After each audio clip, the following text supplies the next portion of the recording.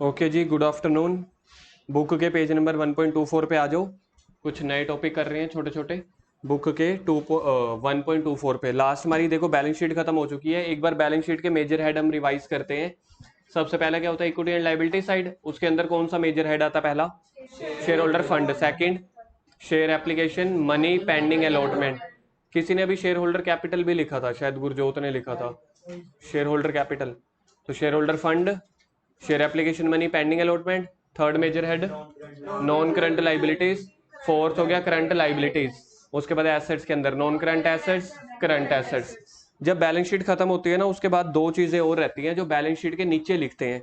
जैसे समझ लो हमारी यहाँ पे बैलेंस शीट खत्म हुई, एंड तक जाके यहाँ पे बैलेंस शीट हमारी खत्म हो गई। ठीक है जी, यहाँ पे टोटल हो गया एसेट्स का।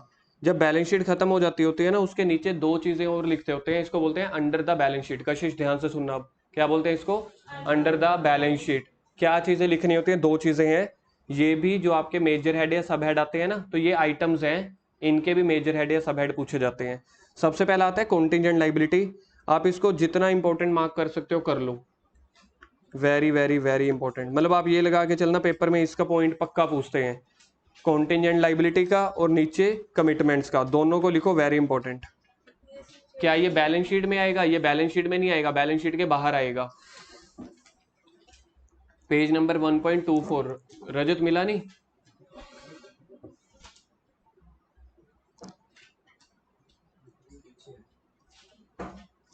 अब देखो जी, कॉन्टिंजेंट लाइबिलिटी क्या होती है?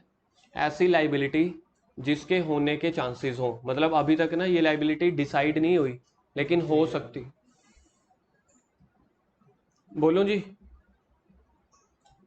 कॉन्टिंजेंट लाइबिलिटी का मतलब होता है वो लाइबिलिटी जो हुई नहीं है लेकिन हो सकती। उसको जगह हुई यार, हूं क्या हो गया?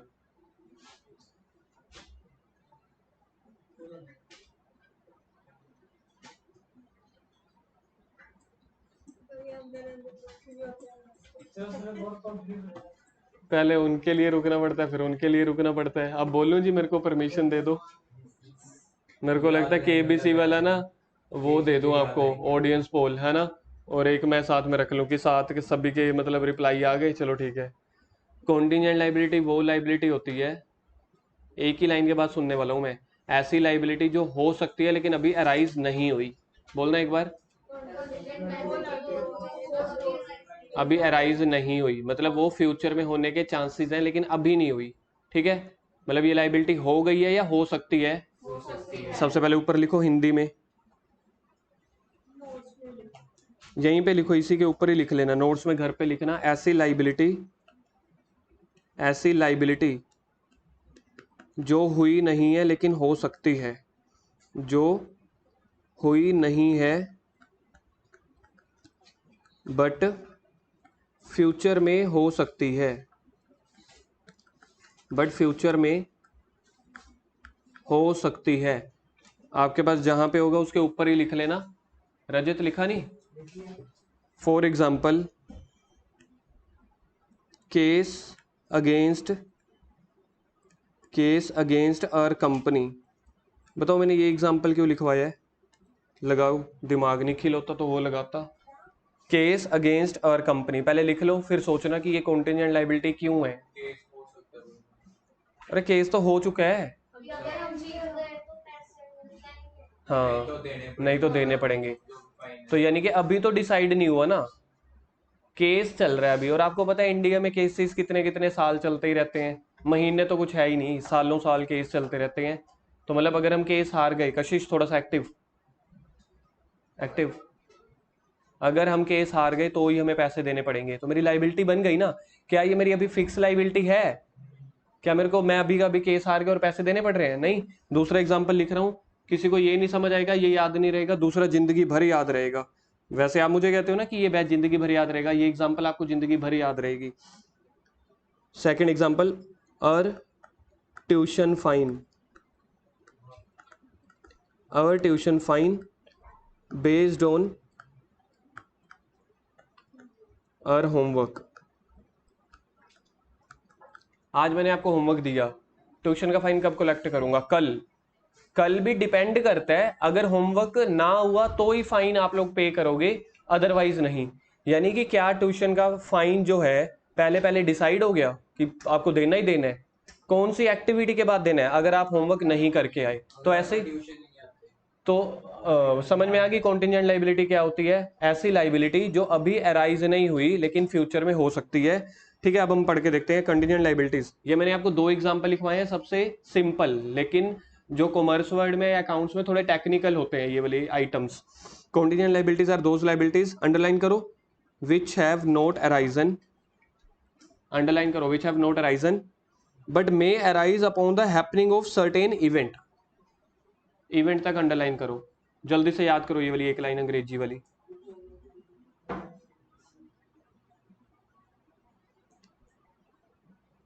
हो गया याद? क्या मतलब है? फ्यूचर के, हाँ, in other words the liability itself is uncertain. ये लाइबिलिटी क्या है? अनसर्टेन, क्योंकि अभी तक पता थोड़ी है यार, कल को जब वो हैपनिंग होगी, मतलब जज फैसला सुनाएगा या हम होमवर्क नहीं करके आएंगे, या फिर समझ लो हमने किसी की गारंटी ली हुई है, वो गारंटी अगर ना दे पाए तो जाके ये लाइबिलिटी राइज होती है। इट मे और may not involve the payment of money. इस लाइन का मीनिंग समझाना। इट मे और may not involve the payment of money. जा, पेमेंट जानी होती है ना, लाइबिलिटी है, पेमेंट जा भी सकती है नहीं भी जा सकती। अगर फैसला हमारे हक में आ गया तो पेमेंट नहीं जाएगी, यानी अगर हमने होमवर्क कर लिया तो पेमेंट नहीं जाएगी। आगे, amount of contingent liability is never shown in the balance sheet. लिखो जी इसको, वेरी वेरी वेरी इंपॉर्टेंट, ये वाली लाइन को, ये वाली लाइन को, amount of contingent liability never show in the liabilities. जहां पे मैंने सर्कल किया आप लोग भी सर्कल कर लेना, दिख गया आपको कितना वर्ड मैंने सर्कल किया है? एंट्री वगैरह होती है इसकी एंट्री ही नहीं होती, क्योंकि अभी तक ये हुआ नहीं ना, ये भी केस चल रहा है, इसलिए इसकी लाइव एंट्री नहीं होती। अगर इसकी जर्नल एंट्री होनी होती ना तो फिर बैलेंस शीट में आती। अब इसकी एंट्री नहीं हो रही, इसलिए इसको लिखना जरूर है, लेकिन कहाँ? बैलेंस शीट के नीचे। राहुल कहाँ लिखना है इसको? बैलेंस शीट में क्यों नहीं लिखना? क्योंकि अभी पक्का नहीं है। अगर हाँ, क्वेश्चन में ऐसे दिया होगा, इसका तो यार आप ये मान के चलो हर पेपर में ही आता है। कॉन्टिजेंट लाइबिलिटी या तो पूछ लेते हैं 2 नंबर में, या फिर पूछ लेते हैं कि रिकॉर्ड होती है कि नहीं होती, ट्रू फॉल्स पूछ लेते हैं, या फिर ये ए से लेके ई तक आपको आइटम दे देते हैं, इसका मेजर हेड बताते हैं, तो अपन मेजर हेड में लिखते हैं note shown in balance sheet, सब हेड में लिख देते हैं अंडर कॉन्टिजेंट लाइबिलिटी। तो इसको कहाँ पे लिखेंगे? देखो ये आपको बैलेंस शीट में, यहाँ पे बैलेंस शीट बना रहा हूँ, ये होगी आपकी बैलेंस शीट, यहाँ पे बैलेंस शीट खत्म हो गई। कशिश इधर देखो, बैलेंस शीट यहाँ पे है, उधर बैलेंस शीट नहीं है ना, इधर है। तो ये बैलेंस शीट समझ लो खत्म हो गई, तो मेरे को यहाँ पे लिखना पड़ता है कॉन्टिजेंट लाइबिलिटी कौन कौन सी, जैसे कि केस अगेंस्ट, मतलब ये इंफॉर्मेशन टाइप की होती है, इसलिए इसको बैलेंस शीट में नहीं दिखाते। कहाँ दिखाते हैं? बैलेंस शीट के नीचे या बैलेंस शीट के बाहर। एग्जाम्पल पढ़ते हैं कौन कौन सी, जैसे कि क्लेम अगेंस्ट द कंपनी, मतलब वही केस कर दिया किसी ने कि मेरे को क्लेम दो, claim against the company, against the company है, कंपनी ने केस किया है, कंपनी के ऊपर केस हुआ है, कंपनी के ऊपर केस हुआ है। Not acknowledge as debt, company कह रही है अभी हम इसको डेट नहीं मानेंगे, क्योंकि अभी तक पता थोड़ी है। नोट एक्नोलेज मतलब मानना, राहुल लिख एक्नोलेज का मतलब, एक्नोलेज मतलब मानना, मानना मानना। अभी हमने इसको डेट नहीं माना, डेट का मतलब लिखो लाइबिलिटी, अभी हमने उसको लाइबिलिटी नहीं मानी। लाइबिलिटी मान लेंगे तो बैलेंस शीट में आ जाएगी, नहीं मानेंगे तो बैलेंस शीट के नीचे कहां पे जाएगी? कॉन्टिजेंट लाइबिलिटी में। क्या आपको पॉइंट क्लियर हो गया? टॉपिक क्या है? Second example, bill receivable discounted from the bank not yet due for repayment. Bill receivable discounted, सिर्फ इतना फ्रॉम बैंक है, इसका ये मतलब होता है बैंक से पैसे निकलवा लिए, not yet due for payment मतलब अभी समझ लो कि केस हमारा ठीक चलेगा, हमें बैंक को पैसे नहीं देने। अगर इसमें डिफॉल्ट हो जाता है, यानी चेक बाउंस हो जाता है, चेक अगर बाउंस हुआ तो हमें बैंक को पैसे देने हैं, लेकिन नहीं, अभी तक हमने पैसे निकलवा लिए बैंक से, आप ये समझ लो, ठीक है। अगर बाई चांस चेक बाउंस हो गया तो पैसे हमें दोबारा बैंक को वापस करने पड़ जाएंगे, नहीं तो नहीं। तो किसके ऊपर डिपेंड करेगा? चेक बाउंस होने के ऊपर डिपेंड करेगा, तो ये आपने याद रखने। थर्ड है प्रपोज डिविडेंड। डिविडेंड का मतलब क्या होता है? प्रॉफिट। लिखो ऊपर पहले, डिविडेंड का मतलब होता है प्रॉफिट। प्रपोज डिविडेंड का मतलब होता है अभी हमने प्रॉफिट ना प्रपोज किया है, मतलब एक ऑफर दे दिया है, अभी तक पे नहीं किया, हो सकता है पे करना भी पड़ जाए ना भी, तो प्रपोज डिविडेंड कहां पे आएगा? कॉन्टिजेंट लाइबिलिटी में। उसके बाद गारंटी गिवन बाय कंपनी, मेरी कंपनी थी, अब ध्यान से सुन लेना ये एग्जांपल, मेरी कंपनी थी, किसी एक को ना लोन चाहिए था बैंक से, समझ लो राहुल को बैंक से लोन चाहिए था, राहुल कहता अपने काम शुरू किया है, लेकिन राहुल को ना बैंक वाले लोन नहीं दे रहे थे। उसका रीजन क्या है, राहुल का कोई ना बिजनेस है, ना बैंक में जान पहचान है, ना उसके पास प्रॉपर्टी के कागज हैं, कुछ भी। फिर बैंक ने ना मुझे बुलाया, कहते राहुल के नाम पे आप गारंटी दे दो, मतलब ये वाली कंपनी गारंटी दे देगी, हम राहुल को लोन दे देंगे, रीपे भी राहुल ही करेगा, मतलब मैंने सिर्फ गारंटी दे दी। कल को अगर राहुल ने कुछ डिफॉल्ट कर दिया ना, तो बैंक वाले इस कंपनी को, मतलब मुझे पकड़ेंगे। तो मेरे लिए तो अभी तक कॉन्टिंजेंट लाइबिलिटी है ना गारंटी, क्यों? क्योंकि अभी तक राहुल पेमेंट दे रहा है। अगर राहुल ने डिफॉल्ट कर दिया तब जाके मेरे को पैसे देने पड़ेंगे। क्या मेरे को अभी सच में पैसे देने हैं बैंक को? अभी इस केस में पैसे किसने देने हैं बैंक को? लोन किसने लिया था? मेरी कंपनी ने या मैंने बीच में क्या किया? गारंटी दे दी। तो इस गारंटी की अमाउंट को क्या बोला जाता है? Contingent liability. रीजन किसको समझ में आ गया? रीजन, कॉन्टिंजेंट लाइबिलिटी का मतलब क्या होता है? ऐसी लाइबिलिटी जो अराइज हो सकती है। तो राहुल ने अगर रीपे ना किया बैंक को, तो बैंक वाले मुझे पकड़ेंगे, मतलब हो भी सकती है नहीं भी। अब ये वाली गारंटी को मैंने, जिस कंपनी ने, यानी कि मैंने गारंटी ली है, क्या मैं बैलेंस शीट में दिखाऊं? राहुल क्या अपनी बैलेंस शीट में दिखाएगा? राहुल ने तो लोन लिया, राहुल के लिए तो वो हो गया ना, लोन टेकन फ्रॉम बैंक। अगर उसने 12 महीने में पैसे पे करने हैं तो वो करंट लाइबिलिटी में दिखा देगा, अगर 12 महीनों के बाद तो नॉन करंट में दिखा देगा। किसको पॉइंट समझ में आ गया? Clear cut. लास्ट डिविडेंड वाला यार थोड़ा टेक्निकल पॉइंट है। डिविडेंड का मतलब होता है कंपनी ने ना जितने भी शेयर बेचे हुए हैं पब्लिक को, हर 31 मार्च को ना उन पब्लिक से कैपिटल ली हुई है ना, तो उनको प्रॉफिट तो बांटेंगे ना, डिविडेंड बांटेंगे। हम ना पहले क्या कर देते हैं, डिविडेंड प्रपोज कर देते हैं कि इस बार कंपनी आपको ना 15% डिविडेंड दे रही है। हो सकता है 1 महीने के बाद सिचुएशन थोड़ी सी चेंज हो जाए, इसलिए वो डिविडेंड हो सकता है कम ज्यादा देना पड़ सकता है। हाँ देखो, अनाउंस देना तो होता है आपको हर 31 मार्च का, लेकिन देना होता है 1 महीने के अंदर। समझ लो 31 मार्च वाला डिविडेंड आपको 30 अप्रैल तक देना होता है। फिर आपको 15-16 अप्रैल को जैसे ही आप देने लगे, आपने सोचा यार थोड़ा कम ज्यादा कर देते हैं, 15 की जगह 12-13%, तो अमाउंट फ्लक्चुएट हो सकती है। इसलिए पैसे देने भी पड़ सकते हैं, नहीं भी, या कम भी या ज्यादा भी। इसलिए ये आपकी हो गई कॉन्टिंजेंट लाइबिलिटी। इसके ऊपर ना बहुत बहुत मतलब केसेस हुए हैं इस पॉइंट के ऊपर। सीए हमारे, जब हम सीए कर भी रहे थे ना, इसके ऊपर सुप्रीम कोर्ट तक केस गए हुए हैं कि ये कॉन्टिंजेंट लाइबिलिटी नहीं बनती, ये तो अदर करंट लाइबिलिटी है, क्योंकि कंपनी ने पे करना है ना। प्रॉफिट हमेशा मेरी लाइबिलिटी होती है। 15 वो बताया कि 15 देंगे और आप 12 दे रहे हैं किसी रीजन करके। देने हैं, अभी दिए नहीं है, अभी देने हैं। देना मतलब लाइबिलिटी ना। जर्नल रिजर्व, रिजर्व फंड कहाँ पे आता है? रिजर्व एंड सरप्लस में आता है ना। शेयर कैपिटल भी कंपनी की लाइबिलिटी है जो ओनर को वापस करनी है, प्रॉफिट भी तो ना, तो ये प्रॉफिट ही तो है। तो प्रॉफिट हमेशा लाइबिलिटी होती है। दो तरह की लाइबिलिटी के अंदर डाउट था, या तो इसको अदर करंट लाइबिलिटी में लिखो क्योंकि पैसे तो देने ही है, लेकिन इसके ऊपर बहुत केस चले, बहुत झमेले चल रहे हैं अभी भी, पिछले 6 साल से सेटलमेंट नहीं हो रही। तो अभी के लिए एमसीए ने बोला, गवर्नमेंट ने, अभी आप इसको कॉन्टिंजेंट लाइबिलिटी मानो। हो सकता है आप 1 महीने बाद कहो कि अभी मेरे पास प्रॉपर फंड नहीं है, हम अगले साल ज्यादा दे देंगे।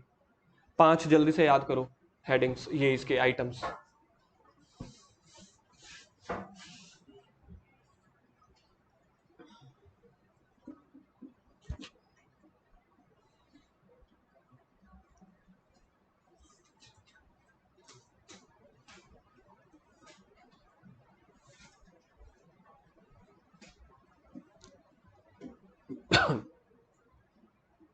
Claim against the company, bill discounted, propose dividend, guarantee, या फिर अदर। तो देखा जाए तो 4 ही हुए ना, अदर ही हो गए वो तो। कौन कौन से 4 हुए? Propose dividend, claim against the company, bill discounted, और एक चौथा गारंटी गिवन बाय कंपनी। आगे सेकंड कमिटमेंट पे आ जाओ। कमिटमेंट क्या होता है? अभी ऊपर क्या होता है? Contingent liability. बैलेंस शीट में दिखाना था कि बाहर? बाहर। आगे commitment, commitment is defined as the agreement to perform a particular activity at a certain time in future. हमने बोला एक एग्रीमेंट है यार। कमिटमेंट समझ ही रहे हो ना, टेक्निकली ना आ जाओ। अगर आप वैसे नॉर्मली वर्ड यूज करें, कमिटमेंट का मतलब जो मैंने बोल दिया करके आऊंगा। जैसे गुरजोत तो अपनी कमिटमेंट से हमेशा मुकर जाता है, सलमान खान कभी नहीं मुकरता, वो कमिटमेंट है। उसको अंग्रेजी में लिख रहे हैं, कैसा agreement to perform a particular activity, यानी कि learn the homework, learn the balance sheet है ना, एक्टिविटी यानी कि learn the homework. At a certain time यानी कि कल, इन फ्यूचर आने वाला कल यानी कि tomorrow, under the certain circumstances. कोई कमिटमेंट करेगा पूरी, कोई नहीं करेगा, इसको बोलते हैं। बस वो तो डेफिनेशन दे दी इन्होंने। अब कमिटमेंट में इन्होंने क्या क्या एग्जांपल दी आपको तो ये याद रखना है। कोई estimated amount of contract remaining to be executed on capital accounts and not provided for. ओए होए होए, पढ़ना देखें किसी को समझ में आता है 50% भी।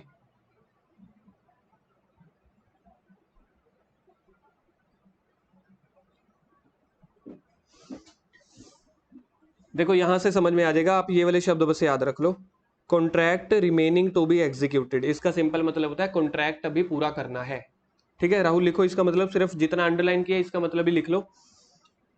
कॉन्ट्रैक्ट अभी पूरा करना है, यानी कि आधा कॉन्ट्रैक्ट कर दिया या फिर जीरो कर दिया, लेकिन अभी कॉन्ट्रैक्ट पूरा करना है। लाइक जैसे होता है ना कि आप लोगों ने मेरे को बोला कि आपने ना हमें ना एक चैप्टर का सिलेबस करवाना है बस, तो हम दोनों के अंदर क्या हो गया, कॉन्ट्रैक्ट हो गया। तो अभी मैंने कॉन्ट्रैक्ट पूरा करना है ना, ठीक है। तो ये मेरी एक तरह से लाइबिलिटी बन गई यार, मेरे को कॉन्ट्रैक्ट करने, ठीक है। तो ये मेरी लाइबिलिटी नहीं है, ये मेरी कमिटमेंट है। तो कभी भी कॉन्ट्रैक्ट टू बी एग्जीक्यूटेड आएगा, बैलेंस शीट में तो कहीं पे भी नहीं आया था ना कॉन्ट्रैक्ट वर्ड, कॉन्टिजेंट लाइबिलिटी में भी नहीं आया, तो ये कमिटमेंट में आएगा। तो ऐसे आपको ये अमाउंट आइटम दी होगी, आपको पूछेंगे मेजर हेड और सब हेड बताओ, तो मेजर हेड हम लिखेंगे not shown in balance sheet, सब हेड हम लिखेंगे अंडर द कमिटमेंट। आया समझ में? जैसे आपको आएगा कि कॉन्ट्रैक्ट टू बी एग्जीक्यूटेड, आप इसका मेजर हेड या सब हेड बताओ। मेजर हेड में मैं क्या लिखूंगा, not shown in balance sheet. बोलो एक बार, मेजर हेड में not shown in balance sheet, और सब हेड में लिख दूंगा अंडर द कमिटमेंट। आगे second, uncalled liability on shares. मैंने आपको ना कल या परसों एक चीज बताई थी, कंपनी वाले शेयर के ऊपर कितनी किश्तों में पैसा मंगवाते हैं, 4 किश्तों में। ठीक है, पहली होती थी एप्लीकेशन, दूसरी allotment, first call, last call. Application, application जब आप बैंक में वो एप्लीकेशन फॉर्म भर के जमा कराते थे। अलॉटमेंट मतलब कंपनी कह रही है अब हमने ना आपको शेयर अलॉट कर दिए, दूसरी किश्त भी दे जाओ। तीसरी कहते हैं जब हमें लोड पड़ेगी हम टेलीफोन कर देंगे, तो उसको बोलते हैं फर्स्ट कॉल, यानी हम मंगवा लेंगे, कॉल कर लेंगे। और चौथी होती है सेकंड कॉल। समझ लो कंपनी ने 3 किश्तें मंगवा ली, चौथी किश्त पेंडिंग है, तो उस चौथी किश्त को बोला जाता है अनकॉल्ड, कंपनी ने अभी कॉल ही नहीं की। Uncalled liability on the shares. लिखो फॉर एग्जांपल, फोर्थ ईएमआई, के लिए मतलब टाइम देते हैं, कभी मौके हाँ पे मंगवा लेंगे। टाइम देंगे 1 महीने का, 15-20 दिन का, ऐसे लिखो। 4 EMI is pending from company, यहां से याद रह जाएगा देखना। अनकॉल्ड मतलब 4th ईएमआई पेंडिंग, हो सकता है थर्ड भी पेंडिंग हो, मैंने तो एग्जांपल के लिए लिखवा लिया। तो ये भी आपकी कमिटमेंट होती है, यानी कि आप पहले ही कमिटमेंट करके चलते हो कि मैं दे दूंगा यार चौथी भी, मैं शेयर खरीद रहा हूं, चाहे आप मुझसे सारे पैसे इकट्ठे ले लो, चाहे किश्तों में ले लो, तो ये मेरी कमिटमेंट है कि मैंने पैसे दे देने हैं। लास्ट है other commitment such as arrear of dividend. करो जी इसको, point number 3, arrear of dividend on cumulative preference shares. Cumulative preference share का मतलब लिखो 2-3 सालों का, 2-3 ईयर्स का डिविडेंड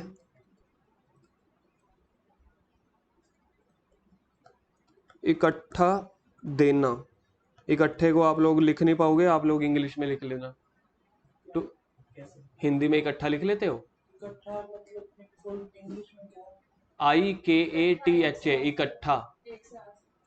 हाँ एक साथ लिख लो यार आप, हम पढ़े हैं देसी स्कूल में हिंदी मीडियम में, इसलिए हमें हिंदी लिखनी अभी आ रही है। IKATHA, इकट्ठा।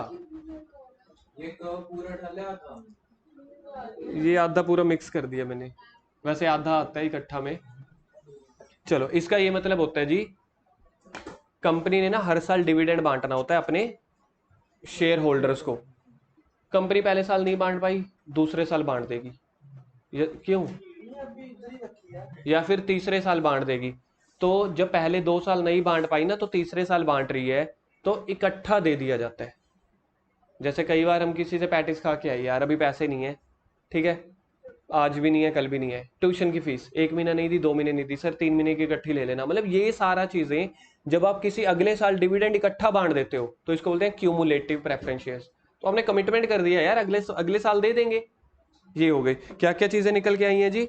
कॉन्ट्रैक्ट टू बी एग्जीक्यूटेड, ठीक है, अनकॉल्ड लाइबिलिटी, और तीसरा हो गया arrear of dividend on cumulative. ये तीन ही है, तो ये कहां पे आएंगी? कमिटमेंट में। अब आपका बैलेंस शीट और बैलेंस शीट के अंदर वाले नोट्स खत्म हो गए हैं, लेकिन अब बैलेंस शीट की एक चीज रह गई है, वो भी खत्म करवाऊंगा। करंट लाइबिलिटी रह गई है हमारी। करंट लाइबिलिटी कोई बताएगा क्या होता था? जो एक इसका मेजर, हाँ इसका मेजर हेड और सब हेड।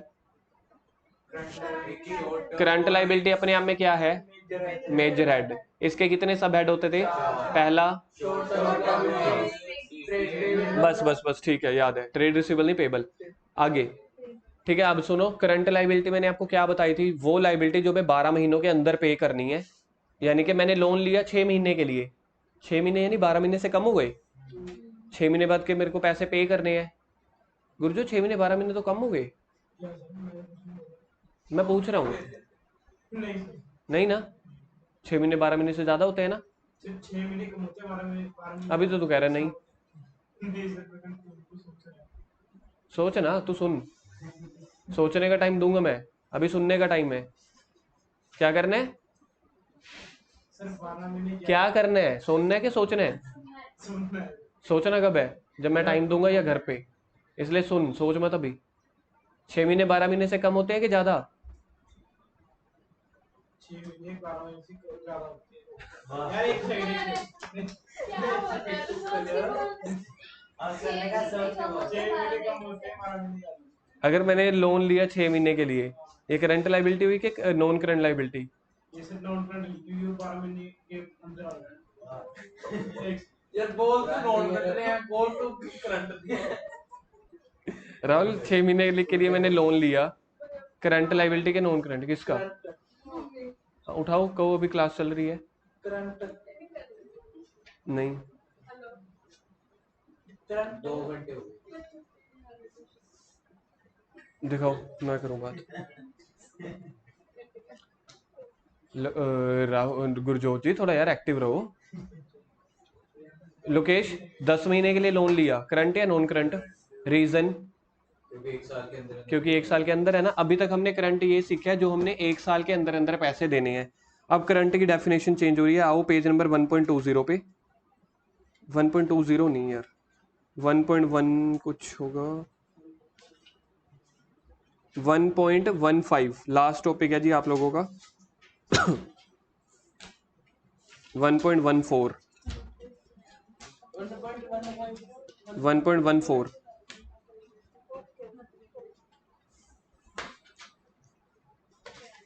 करंट लाइबिलिटी दिखा आपको? करंट लाइबिलिटी पेज 1.14 पे। अभी तक हमने करंट लाइबिलिटी क्या सोचा है, क्या सुना है? लेकिन अब यहाँ पे अकाउंट्स में इसकी डेफिनेशन और भी वास्ट है। टोटल 3 चीजों को मिला के बनती है करंट लाइबिलिटी। सबसे पहले तो इसको लिखो, very important and learn current liability को। थोड़ा जल्दी करो, जल्दी स्पीड करोगे जल्दी छुट्टी हो जाएगी। संडे का फायदा तो उठाऊंगा ना मैं। नहीं, बस मेरे को करंट लाइबिलिटी करानी है, इसके बाद छुट्टी। अब देखो जी, यहाँ पे करंट लाइबिलिटी को ना इन्होंने 3 फिल्टर में बांटा।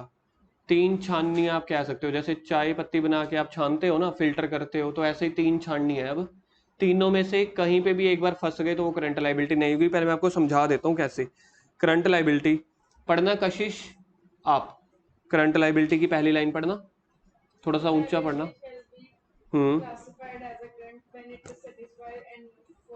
एनी ऑफ द फॉलोइंग का मतलब तीनों कंडीशन पूरी करनी है। 3 कंडीशन है कि 4 है? देखना, दिख रहा है आपको? 3 कंडीशन है।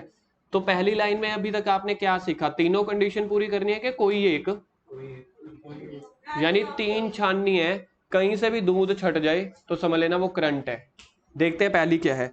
सबसे पहली हम पढ़ेंगे 3rd नंबर वाली। लोकेश पढ़ियो। और it is due to be settled within 12 months after the reporting date. Settled का मतलब लिखो पे। सेटल्ड का मतलब होता है पे करना। इसका मतलब है कि अगर आप सेटल्ड यानी कि पे कर रहे हो विद इन 12 मंथ्स, ये तो हमने सीखी हुई है। कोई लाइबिलिटी यानी कोई अमाउंट आपको पे करनी है, कोई अमाउंट अगर आपको पे करनी है महज कितने टाइम के लिए, 1 साल से कम के टाइम में, मतलब 8 महीने, 10 महीने, 2 दिन, है ना, तब आपकी वो करंट लाइबिलिटी बन जाएगी। दूसरी कंडीशन अब हम पढ़ रहे हैं जो पहले पॉइंट पे है, it is expected to be settled in companies normal operating cycle. Company का नॉर्मल ऑपरेटिंग साइकिल के अंदर अंदर भी अगर आपको पैसे पे करने हैं, ऑपरेटिंग साइकिल क्या होता है, ये नीचे लिखा हुआ है, देखो ये डायग्राम सा बना हुआ है। ऑपरेटिंग साइकिल का मतलब होता है किसी भी कंपनी के लिए, सुनो मेरी बात ध्यान से, आपके हाथ में कैश है, उस कैश से सामान खरीदने को लेके, बनाने को लेके, बेचने तक, और बेचने के बाद डेटर से पैसे मिलने तक, मतलब कैश से शुरू हुआ दोबारा से कैश हमारे हाथ में आ जाए, उस पीरियड को बोलते होते हैं ऑपरेटिंग साइकिल।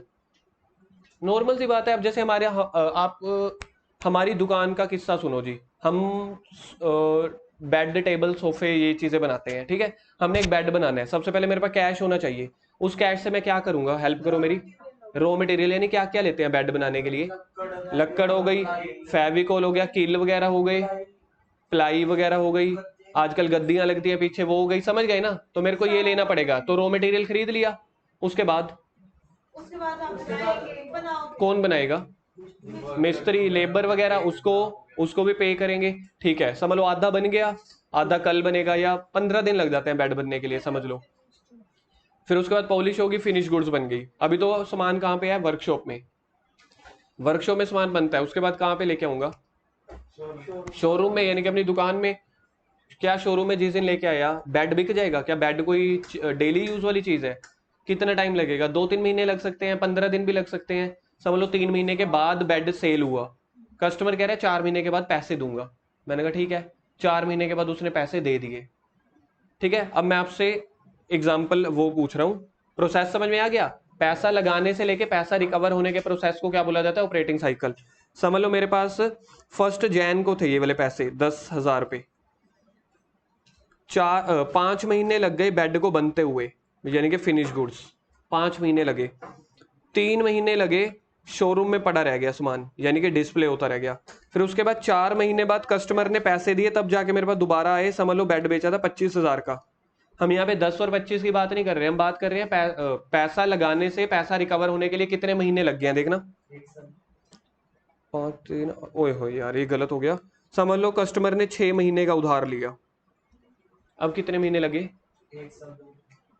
5 और 3 8, 8 और 6 14, 14 मंथ्स।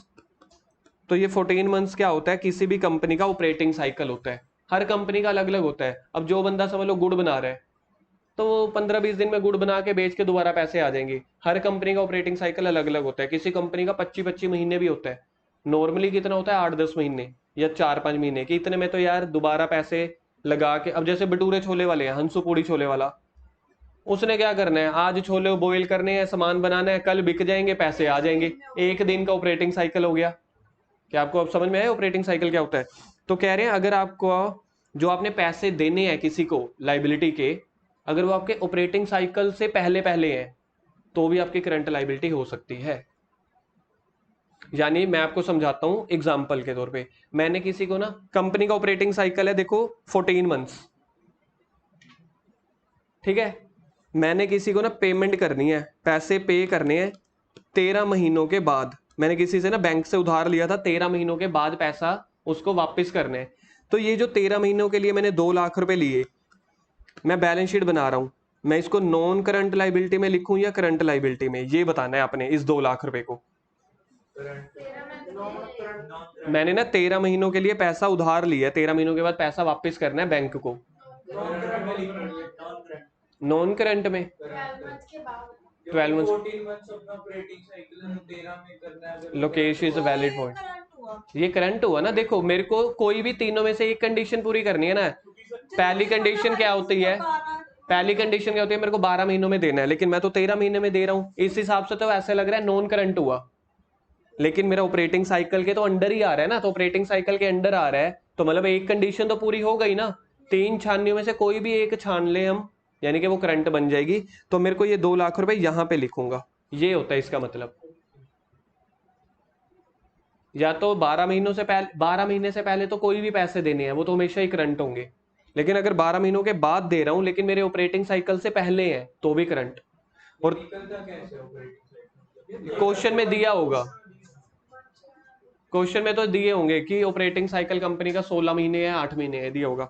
तीसरी कंडीशन पढ़ो जी, if it is held primarily for the purpose of being traded, या फिर अगर आपने कोई पैसे वो देने हैं जो ट्रेडिंग में, ट्रेडिंग यानी कि बिजनेस में कभी लेते हो देते हो लेते हो देते हो, ये थ्रेटिकल है, ये प्रैक्टिकल नहीं है। तो इन तीनों में से कोई भी कंडीशन एक भी पूरी हो गई तो वो उस लाइबिलिटी को बोला जाता है करंट लाइबिलिटी। एग्जांपल देखो अगले पेज पे, सिर्फ बुक में देखेंगे फिर छुट्टी है। ये चेंज भी होता है, कांस्टेंट रहता है? चेंज हो सकते हैं चेंज, जैसे प्रोडक्ट वाइज। हाँ चेंज हो सकते हैं प्रोडक्ट वाइज, बिल्कुल ठीक है। एग्जाम्पल दिख रही है आपको इलस्ट्रेशन 1। ऐसे ही जो करंट एसेट होती है ना, करंट लाइबिलिटी में पैसे देने होते हैं, करंट एसेट में पैसे मिलने होते हैं, उसकी भी तीनों कंडीशन यही है। यहाँ पे हमने पेमेंट के हिसाब से सोचा, वहां पे रिसीप्ट के हिसाब से सोचेंगे। अब देखो आपको ना यहाँ पे दिया हुआ है question, operating cycle and period when payment is made given below, how will you classify the liability, current या नॉन करंट। मैं सिर्फ आपको ना एक बताऊंगा, बाकी आप अपने आप सोचना। अब जैसे पहली है ऑपरेटिंग साइकिल है किसी कंपनी का, ये क्वेश्चन नंबर 1 है, ऐसे अलग अलग 7 क्वेश्चन दिए हुए हैं, 7 केसेस। पहले केस में नहीं, पहले मेरे को देखने समझाने दो एक पॉइंट। ऑपरेटिंग साइकिल दिया हुआ है कि कंपनी का ना ऑपरेटिंग साइकिल 9 मंथ है, ये हमेशा क्वेश्चन में गिवन होता है। अब मैंने किसी को पैसे देने हैं, वो ये लिखे हुए हैं एक्सपेक्टेड पीरियड ऑफ पेमेंट, मतलब मैंने ना किसी को क्रेडिटर को पैसे देने हैं 10 महीने के बाद। तो आपने ये छांटना है कि ये करंट लाइबिलिटी साइड लिखूं कि नॉन करंट। आराम से सोचो, गलत है नॉन करंट आंसर। वैसे मैंने किसी को पैसे कब देने हैं जी, 10 महीनों के बाद, तो 12 महीनों से पहले नहीं है। मतलब मैंने उधार, पहली कंडीशन 12 महीने वाली तो आपने सोचनी है ना माइंड में। अगर 12 से ज्यादा है फिर तो देखो मैं ध्यान से आपको बताता हूं, सबसे पहले आपने पैसे देने हैं 10 महीनों के बाद। कशिश ध्यान से सुनना, 10 महीनों के बाद पैसे देने हैं, मतलब 1 साल से पहले ही तो देने हैं। तो 1 साल से पहले जो भी देना है वो तो हमेशा ही करंट हो गया, तो बस बात ही खत्म। ऑपरेटिंग साइकिल देखो ही ना, चाहे ऑपरेटिंग साइकिल के बाहर है लेकिन 12 महीनों से तो पहले देने हैं ना। आया समझ? तो पहली हो गई करंट। दूसरे में मैंने पैसे कब देने हैं, 12 महीनों के बाद। 12 महीने यानी कि ये भी करंट हुई। 12 महीने तो एग्जैक्ट करंट होते हैं ना, 12 यानी 12 महीनों में पैसे देने हैं, तो ये भी करंट हो गई। तो जब जब पैसे अपन ने 12 महीने से पहले देने हैं तो ऑपरेटिंग साइकिल को देखो ही मत।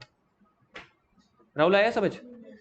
तीसरा सोचो, अब तीसरा है इंपॉर्टेंट, मैंने पैसे देने हैं 14 महीने के बाद, 12 महीने से भी बाद में देने हैं। और अब ऑपरेटिंग साइकिल देखो, ऑपरेटिंग साइकिल के भी बाहर है, तो ये हो गया नॉन करंट। तीसरा केस पहले अपने आप समझो। अरे तीसरा जो भी हो चुका है, तीसरा नॉन करंट क्यों है, मैं नहीं आया समझ?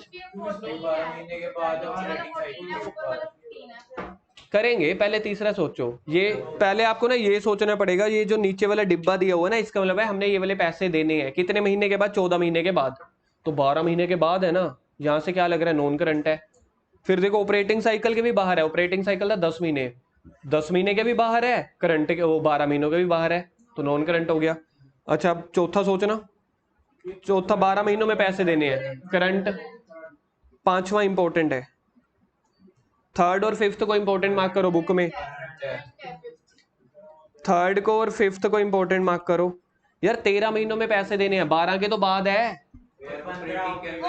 लेकिन ऑपरेटिंग के अंदर है तो करंट हो गया। अच्छा 6वां क्यों? पहले तो ये देखो 12 महीनों के बाहर है, ऑपरेटिंग के भी बाहर है, क्योंकि ऑपरेटिंग 15 है, पैसे देने 18 महीने बाद, तो ये कौन सी बनी? अच्छा लास्ट वाला, ये 12 महीनों के तो बाहर है लेकिन ऑपरेटिंग के तो अंदर है ना, करंट। रुको एक सेकंड वेट करो, ये सामने स्क्रीन पे 7th, जिससे पूछूंगा सिर्फ उसने बताना है, ठीक है? जिससे पूछूंगा उसने बताना है, कोई बीच में नहीं बोलेगा। 1.22 पेज है, चाहे आप स्क्रीन पे देख लो। महक सबसे पहली टर्न आपकी, क्योंकि मेरे को लग रहा है आपको टॉपिक में थोड़ी कंफ्यूजन क्रिएट हो रही है। चलो पहला आंसर, पहला आपने बताना है ये 4th वाला। पहले तो देखो पैसे कितने टाइम पे हमें देने हैं, ये वैसे ना करंट एसेट्स को लेके है, तभी यहाँ पे लिखा हुआ है रियलाइजेशन, सारा कुछ सेम होता है। वहां पे करंट लायबिलिटी में पैसे देने हैं, करंट एसेट में पैसे मिलने हैं, बाकी सब कुछ सेम। करंट है, मेरे को पैसे मैंने देने हैं, पैसे मिलने हैं 15 महीनों के बाद। ऑपरेटिंग 10 है तो 12 महीनों के भी बाहर है, करंट के भी बाहर है, तो ये नॉन ना हुआ। समझ लो मैंने किसी को पैसे देने हैं, मैंने पैसे कब, आपको ना पहले ये सोचना पड़ेगा पेमेंट कब दे रहे हैं, 15 महीनों के बाद। तो कोई पैसे मेरे को 12 महीनों के बाद देने हो, वो करंट होते हैं कि नॉन करंट? नॉन करंट है ना, तो फिर ये नॉन करंट ना बना। फिर आपको देखना ऑपरेटिंग साइकिल, ऑपरेटिंग साइकिल भी तो उसके कम है ना, तो फिर पैसे तो 15 महीने के बाद देने हैं ना, ऑपरेटिंग साइकिल को भी तो क्रॉस कर गया। ये वाला जो 15 महीने है ऑपरेटिंग को भी क्रॉस कर गया, 12 महीने को भी क्रॉस कर गया, तो ये क्या बना? Non current. Rajat case number 5, 16 महीने के बाद पैसे देने हैं, 12 के भी बाद है, ऑपरेटिंग के भी बाद है, तो ये भी नॉन करंट हुआ। गुरजोत लास्ट पॉइंट ये वाला टिक जो किया है 7th, क्योंकि 12 महीने के अंदर पैसे देने हैं तो करंट हो गया। कशिश ये वाला पहला 8 वाला, यार ये जो पैसे अपन को देने हैं, ये अगर 12 महीने जिनको मैं अब टिक कर रहा हूं, ये तो सीधा सीधा ही करंट हो गए, क्योंकि ये तो सीधा 12 महीनों के बाद पैसे देने हैं, 12 महीनों से पहले पहले पैसे देने हैं, तो सीधा ही करंट हो गए।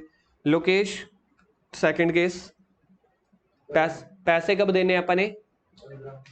तो 12 महीनों के तो बाद देने हैं, लेकिन ऑपरेटिंग साइकिल के अंदर है ना, लेकिन ऑपरेटिंग साइकिल के तो अंदर अंदर है, तो ये करंट हुआ। राहुल केस नंबर 3, महक कह रही है कैसे हुआ, क्योंकि एक्चुअली आपकी ना ट्यूशन आज लगी है 2 घंटे से ज्यादा, ये ऐसा हुआ। हाँ, केस नंबर 2 करंट कैसे हुआ?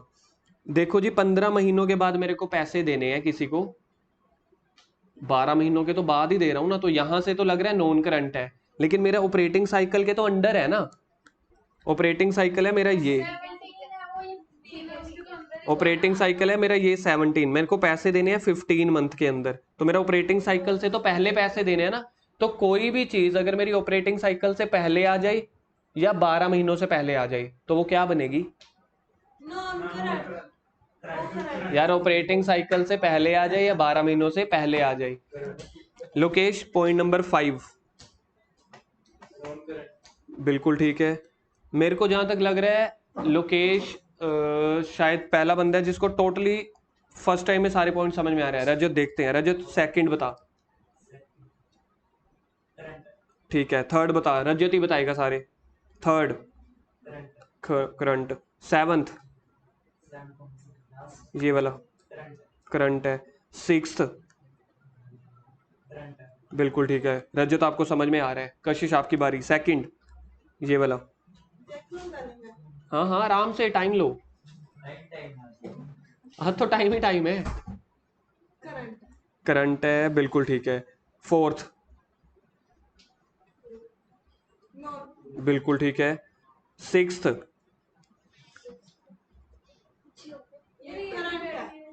ये करंट है बिल्कुल ठीक है। पहला बोल लो ना, जिसको होता है मन में बोलो। अच्छा 4th बताओ, 4th नॉन करंट ठीक है, ये भी आपका है। थोड़े और लिखूं, देखते हैं जी। अच्छा जी